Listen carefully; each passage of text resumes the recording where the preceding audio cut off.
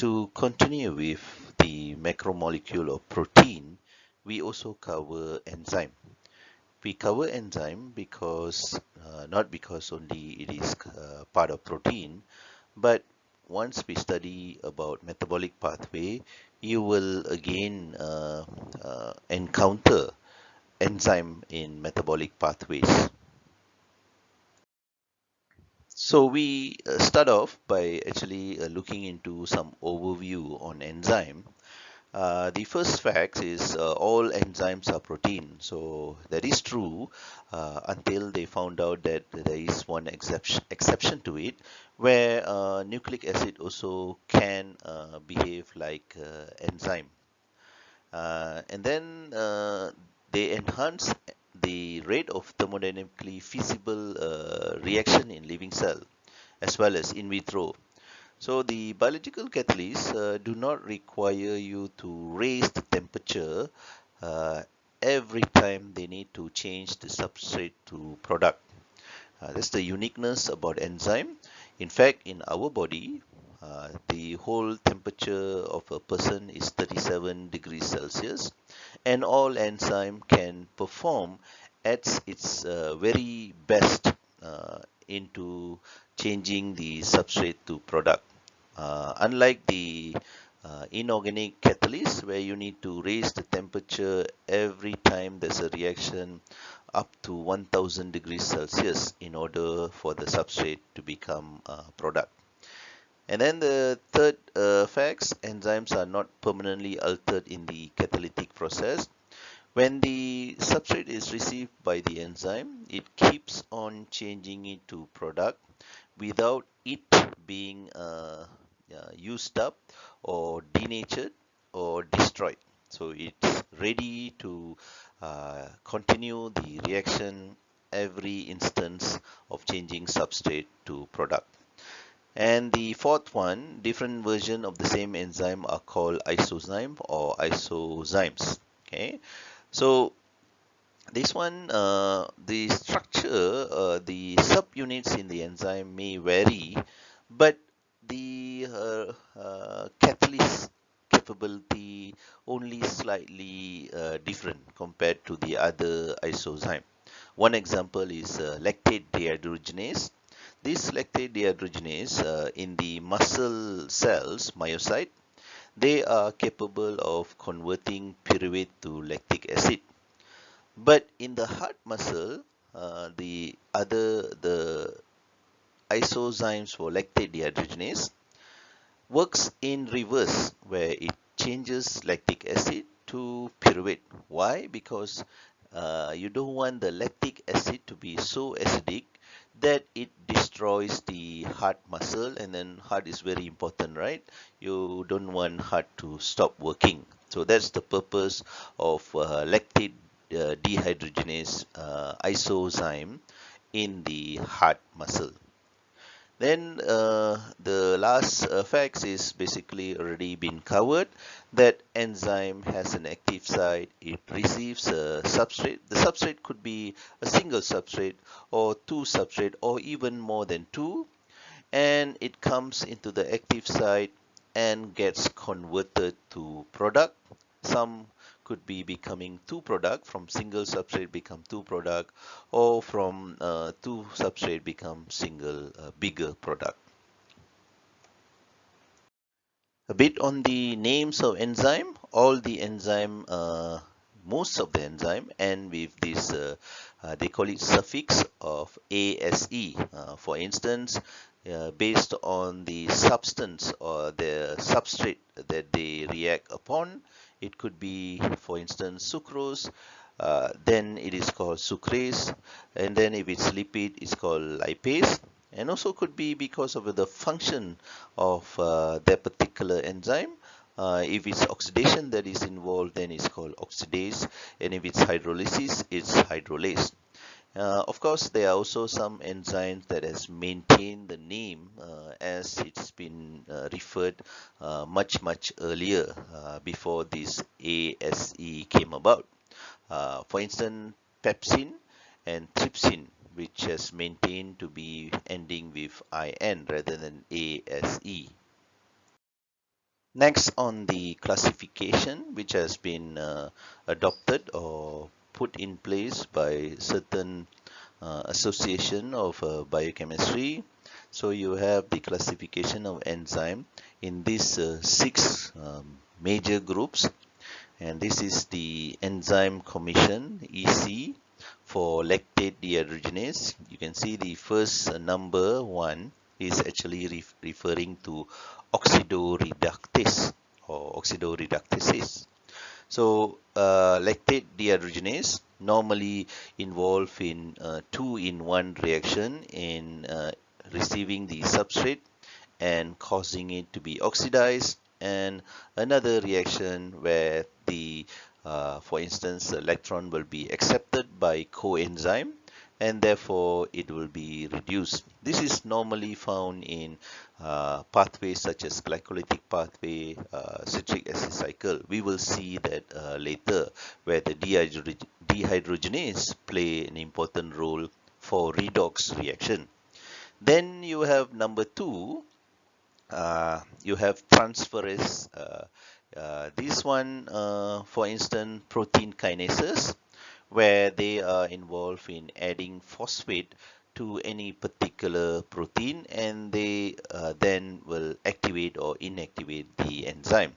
Hydrolysis, therefore, from something big, they will cut or cleave it, such as proteases. You have lyases, where they generate double bond, and then you have isomerase, where they will convert from one isomer to the next isomer. And lastly, you will have ligases, which carries the number 6. This one creates a bigger compound by using perhaps two little compounds. So these are six categories which if you purchase any enzyme or you study any enzyme, it normally will have this EC number with the first number happen to be either one of these six numbers, uh, basically identifying what type of enzyme it is. Then you have the subclasses that goes on. Then you have also enzymes do not function on its own, not only entirely built as protein. It also needs non-protein groups to ensure that the function is complete. For that purpose, as a whole, it is referred, the non-protein component of an enzyme is referred as cofactors, and they are then divided into categories. For instance, you have prosthetic groups. These are like, born with the enzyme itself, such as now you can see the photo there on nitrogenase. You have ferrum and molybdenum, which are actually tightly bound in the nitrogenase. So these are prosthetic group. Then you have cofactors that are bound and released whenever there is a reaction that is taking place, and these are called coenzyme. You have lots of coenzymes such as NAD, FAD, coenzyme A, biotin, pyridoxal phosphate, many of the coenzyme, and these coenzyme are actually built by vitamins. That's why vitamin B is very important in ensuring you have sufficient amount to build the coenzyme. Therefore, metabolic pathway rely on vitamin and mostly vitamin B. So here, given the list of important coenzyme that actually will play roles, important roles in metabolic pathways. So I've already highlighted some of them to be in red to identify those that are important. So basically, just now I said they are built by vitamin B, and they are useful as the non-protein portion of enzyme. They only come together when the reaction is taking place, not tightly bound, and then they are released. For instance, you have coenzyme A, which will then react with acyl group and become acetyl coenzyme A. It's a very important intermediate in the metabolic pathway, which can enter citric acid cycle or even can be used in making fatty acid, making cholesterol. Then you have flavin, which is a component of FAD, which can be reduced to become FADH2. Then once it enters electron transport chain, you can get ATP. You also have nicotinamide, component of NAD, as well as NADP. These are two coenzyme important as well. And then you have PLP, pyridoxal phosphate, also plays a role in amino acid metabolic pathway. Now we talk about the general properties of enzyme. They are having higher reaction rates. That means they can immediately take up the substrate, immediately become in the transition state, and quickly become product in a very short period of time, and readily available to do that again and again. Milder reaction condition, meaning that you do not need to raise up the temperature to have the reaction to proceed or complete. They are able to do even in a body temperature which is very low, only 37 degrees Celsius. Greater reaction specificity, meaning as you can see, the even if you have two keys for one lock, only that can fit precisely same shape with the lock only can open, while the other one cannot open the lock. And then capacity for regulation, enzyme allows itself to be regulated, to be controlled, to be inhibited, to be activated. Therefore, important in metabolic pathway. When enzyme is present in a metabolic pathway, you can therefore control the metabolic pathway by controlling this enzyme itself. So this slide proves that it has a high reaction rate enzyme, where I taken an example of carbonic acid in the body, where in the blood carbon dioxide will then dissolve with water and react and become carbonic acid, and it will then go to the lungs and then reverse the process to remove carbon dioxide from the body. And this is facilitated with the enzyme that is present, carbonic anhydrase. As you can see, based on the presence of this enzyme, and if it's not present, there's a huge difference in the numbers, where one is 10 power of 7 while the other is a mere 10 power of 5. If you think there's no difference there, please write it down in a piece of paper and you see how big of a value these two numbers are. So how do enzyme work in a milder reaction condition? To answer this, first we look at any reaction. In general, every reaction is works by collision. So when you increase the temperature slowly, the two substrate will vibrate and then bounce over each other, and the more you increase the temperature, it started to collide and causes the interaction between them. At some point, the collision will cause interactions to be rearranged. The bonds among them will be rearranged and finally create a new product or product. So that's how general reaction takes place. But with the presence of enzyme, and also the fact that in biological system you cannot be increasing temperature as you like, where organic matters may end up getting spoiled or destroyed by high temperature.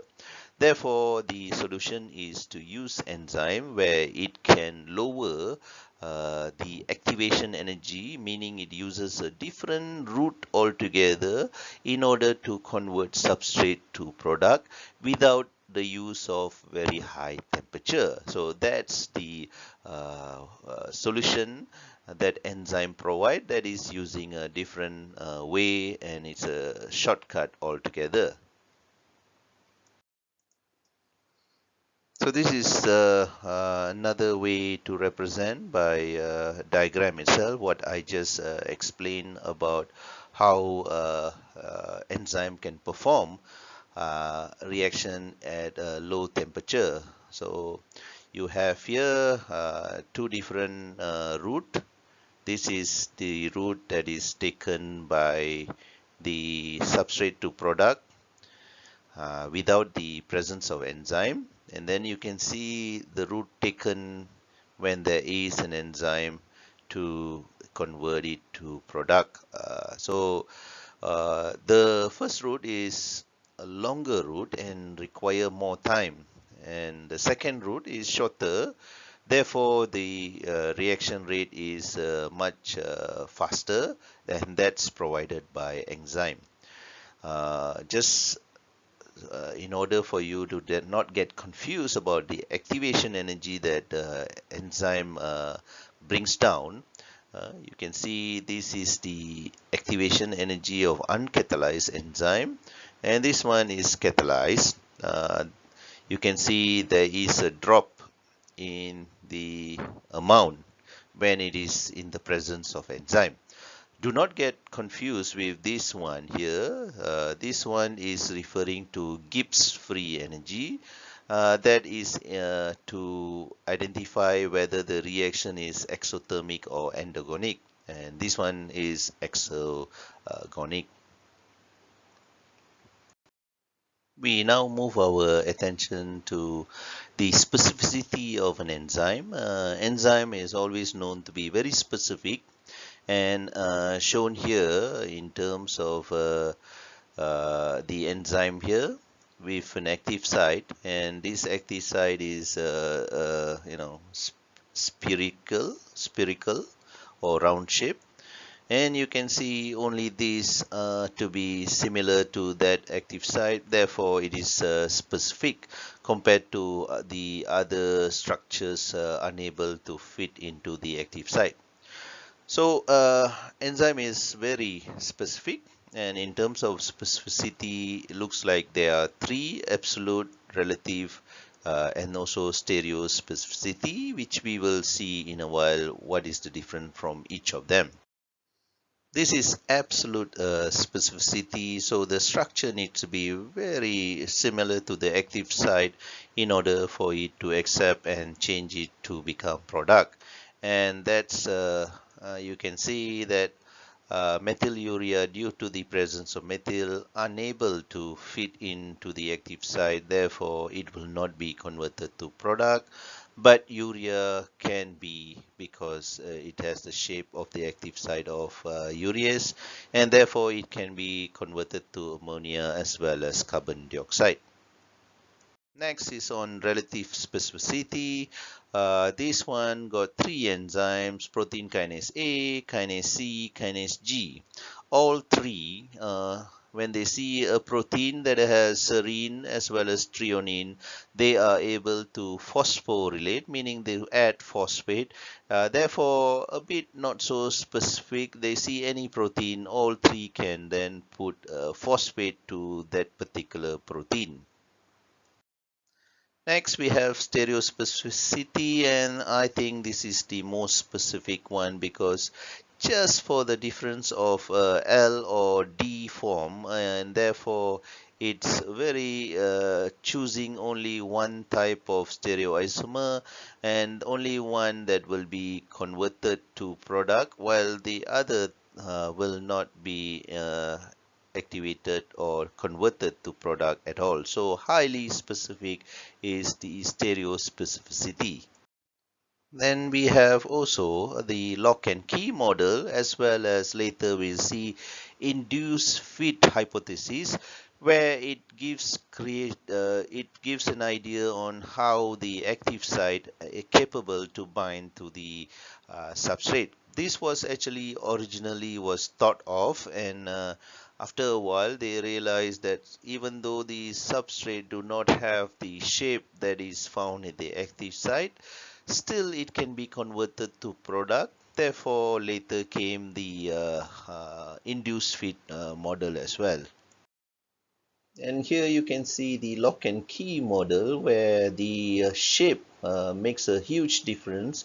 If the substrate has the same shape to the active site, therefore it will bind to the active site of that and only that particular enzyme and cause the transition state to come about, rearrangement of bonds to become finally product. Next is the induced fit model. Unlike the lock and key, this one looks into changing the shape of the active site only when the presence of the particular substrate come close to the active site, and therefore conformational changes takes place and it will be very much fitting the substrate. So as you can see here, there is, the active site firstly not able to accept the substrate, but as it is found to be closer, it causes a change, and then it fits, and finally products are coming about. At the bottom is actually part of actual enzyme that is hexokinase or glucokinase, they call it in the glycolytic pathway, where once glucose comes close, it changes the shape and accepts only glucose and changes it to glucose 6-phosphate. So here, given the comparison between induced feed theory as well as lock and key feed, I think it's straightforward to understand that induced feed does not have the active site shape that is required for the substrate, but once substrates come, it will then changes and fit accordingly, while the lock and key has the shape from the beginning for the substrate itself. Now we look at all the factors that can affect the enzyme action itself. We start with the temperature. So there will be no activity or little activity at low temperature, and then it increases to the highest point, and beyond that it actually becomes denatured and loses its activity. So for any particular enzyme, there should have an optimum temperature where it performs the best. Shown here, the diagram on what I just explained in the previous slide. You have it increases, collision is increased, and therefore approaching the active site is much more easier when the temperature is increased slowly. And looks like at 37 degrees Celsius, but only for matter of human. Other organism may have different temperatures when they perform the best. But for human, 37 degrees looks like the best temperature for maximum reaction rate for all the enzyme found in the body. But if say you get high fever or you become sick, that increases the temperature, denaturation could take place and therefore activity decreases for the enzyme, simply because the active site is now being distorted or denatured, as can see, and therefore the shape is no longer fitting into the denatured enzyme. Next, we look at the pH itself that can be affected if pH is changed beyond its optimum pH. Any enzyme will perform at its best at the optimum pH because the charges are acceptable between the substrate as well as the active site of the enzyme. But since there are charges and pH disturbs the charges at some instance, when you change the pH, an opposite what was say negatively charged at the active site therefore can attract the substrate which is positively charged. Some changes to the pH could cause the positive charge in the active side, therefore positive and positive does not attract anymore, so there is no activity at all between the substrate and enzyme. So here shown the what I was referring about the pH itself. There is optimum pH that the enzyme will work at its best. In fact, in the human body, unlike the one temperature for the whole range of enzyme that is found in your body to work, that is 37 degrees Celsius, for pH, you can see that different compartment in your body has a different optimum pH for the particular enzyme found that in that compartment. For instance, you have in the stomach pepsin having optimum pH of pH 2. So that's on pepsin. Then you have in the mouth cavity amylase having an optimum pH of 7 neutral. While in the liver, arginase has a optimum pH of around 10. So different pH compared to one temperature in your body to perform the best in terms of optimum. The next factor is actually substrate concentration. So you'll be surprised that you think that enzyme concentration is important. You have more enzyme, more reaction rate, but surprisingly, increasing the substrate also possible to increase the reaction rate. So what happens is more substrate, more availability of the substrate to go and find the active site of the enzyme. Therefore, reaction rate also increases. But there is a limitation where after you increase more and more substrate, at particular concentration, you will see no more increase in the reaction rate because all the substrate already found the active site and its enzyme is now saturated with substrate. Therefore, it start to plateauing in terms of the reaction rate itself. So this figure shows you what I was just explaining, where you can see as you increase the substrate, the reaction rate also increases, and once all or much substrate is available but not much enzyme is available, it will then be saturated and a plateauing effect will come about. If you want to increase further, you just have to increase the enzyme concentration, and therefore it increases like this. And again, it will reach a plateau when saturation is achieved. So these two guys, Michaelis Menten, they came up with kinetics in order to measure the activity of an enzyme, and they utilize this graph that is having initial velocity over substrate concentration. Uh, then they also derive this formula. Okay, and what's the usefulness of this formula and as well as the graph was in terms of if you have one enzyme and sorry, you have if you have two enzymes and you want to see which one works well for a particular substrate. So you do the experiment, you build this graph, and then once you build it, you find out the V max at the asymptote, they call it, and then half of that V max is referred as Km value. You do it for the both enzyme, and then the enzyme which has the lowest Km value will be the best enzyme that has better affinity for that particular substrate. So next we look at the enzyme inhibition.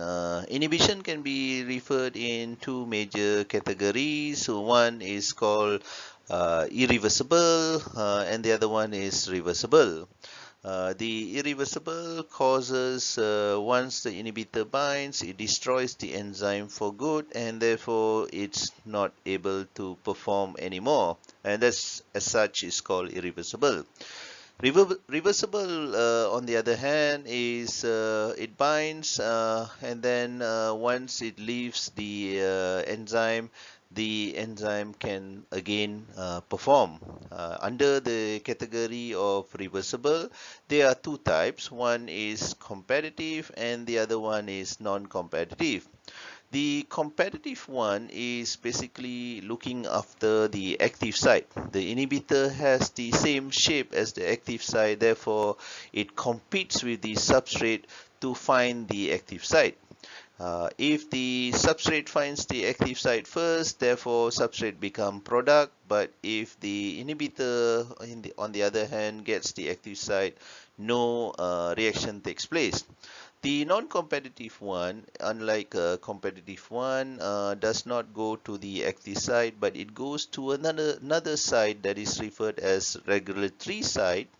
And if the inhibitor binds to the regulatory site, it causes inhibition altogether to the active site by causing a conformational change to the active site, which no longer can hold the substrate.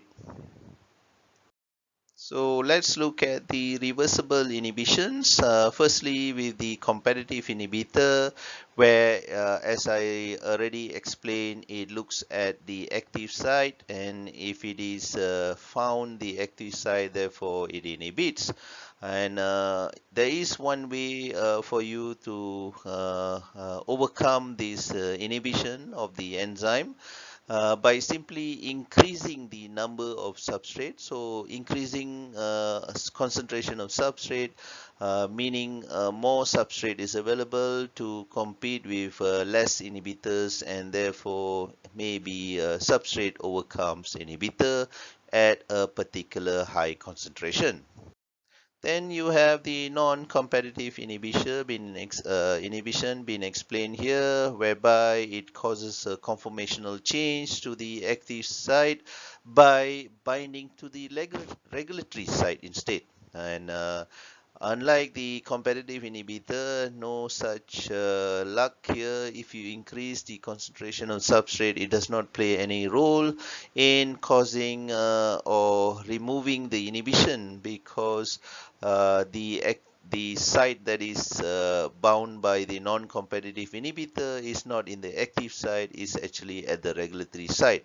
So again, unlike competitive inhibitor, increasing the substrate concentration has no effect on inhibition of a non-competitive inhibitor.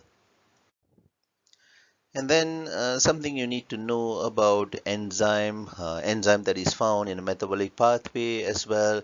There is regulation, and it is highly regulated. And these are three ways where enzymes, all the range of enzyme can be regulated.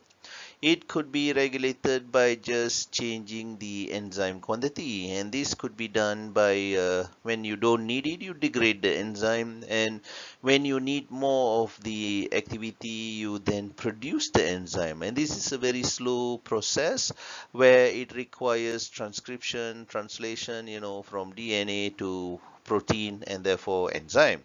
And normally enzymes that are regulated in this way are very not the key regulatory enzyme in a pathway, but rather the common enzymes. Then a more popular way of controlling the enzyme or regulating the enzyme is actually adjusting the enzyme activity. This is what we're going to discuss in a few slides to come. But just to also talk about the other way that is changing the substrate concentration, meaning when there is a lot of the precursor or the intermediate that goes into the reaction of that particular enzyme, therefore the enzyme will be activated much more, and when there is less substrate, less the activity will be of that particular enzyme.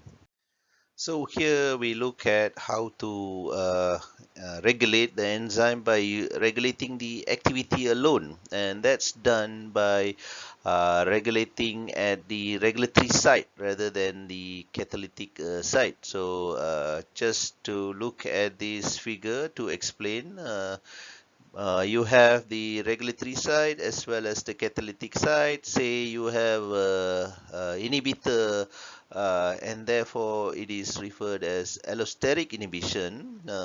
So what happens is this inhibitor, once it binds to the regulatory side, it causes a change that looks like the catalytic side does not have the shape for the substrate, and therefore it is now inhibited.